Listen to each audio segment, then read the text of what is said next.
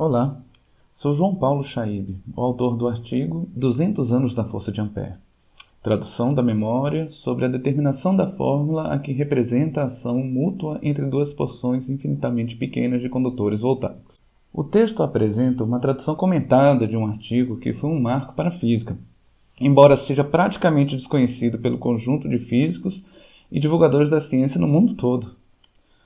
Um dos motivos é pelo idioma original ser em francês e, passado 200 anos, no meu conhecimento, esta ser a primeira tradução para a língua estrangeira desse artigo. Mas não é só isso, pois o principal livro de Ampère, considerado por muitos o princípio da eletrodinâmica, também estava sem tradução completa até 2009.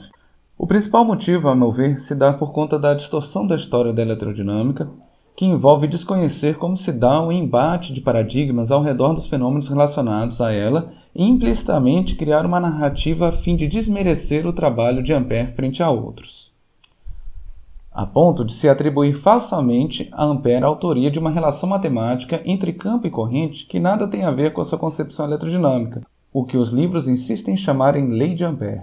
Este é o forte indício de que Kuhn estava correto sobre a dinâmica da luta de paradigmas e os falseamentos introduzidos pelos textos pós-revolucionários. Não apenas um anacronismo, um IG, mas uma forma de recontar a história para dar a entender que pontos ainda não vencidos pelo paradigma hegemônico estariam ultrapassados e evitar o debate. Isso leva a reproduzir uma visão evolucionista da história. Na verdade, como mostra a presente tradução, Ampère deduziu uma expressão para a força entre elementos de corrente já em 1822. Maxwell, 30 anos depois, dirá que ela deve ser a fórmula cardeal da eletrodinâmica. É nessa memória de 1822 que Ampère enuncia pela primeira vez os casos de equilíbrio enquanto método fundamental para a criação de leis experimentais e descreve o elemento de corrente como o produto IDS. A partir disso, deduz a forma final e correta, corrigindo os erros de 1820, de sua fórmula de força, embora assuma como hipótese a priori a lei do inverso do quadrado da distância e a terceira lei de Newton. Isso será vencido nos anos seguintes, conforme indico nos comentários. Aliás, a forma mais rigorosa de deduzir a expressão da força usando de notação moderna está em um vídeo que eu fiz.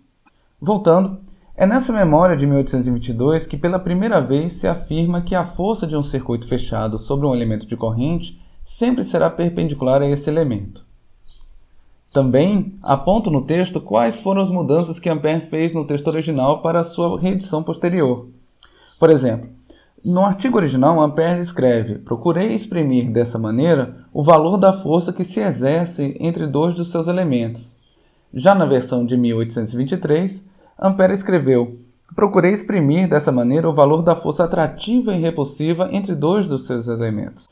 O objetivo dessa troca é para deixar claro que a interação entre dois elementos de corrente não é um torque elementar, mas ao longo da linha que une os elementos de corrente, uma atração e uma repulsão.